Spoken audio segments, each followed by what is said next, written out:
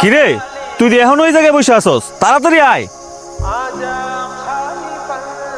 কিরে তুই কান্তাছস কে লেগা?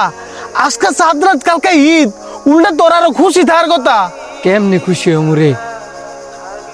এই যে রমজান মাসে 30টা দিন কেমনে কেমনে না জানি গেল গা। এই যে এত এত ফাপ করছি, এই ফাপ কি মোচন করতাম পারছি? এই যে রমজান শেষ, আমরা আবার ফাপে লিপ্ত হয়ে যাবো গা। জানোস কি ভাইবা কান্তাছিলাম? আমরার জন্য হয়তো বা সাত রাত, কিন্তু যারা কবরবাসী আছে, অনেক অনেক পাপ কাজ করছে, তাদের আবার আযাব শুরু হয়ে যাবে। একদিন তো আমরা ওই পৃথিবীতে থাকতাম না, আমরাও কবরবাসী হব। এই যে আমরা এত পাপ কাজ করতেছি, আমরাও কিন্তু আযাব শুরু হইব। তখন আমরা ওই রমজান মাসের অপেক্ষা করব, একটা মাস আযাব থেকে মুক্ত হওয়ার লেগে।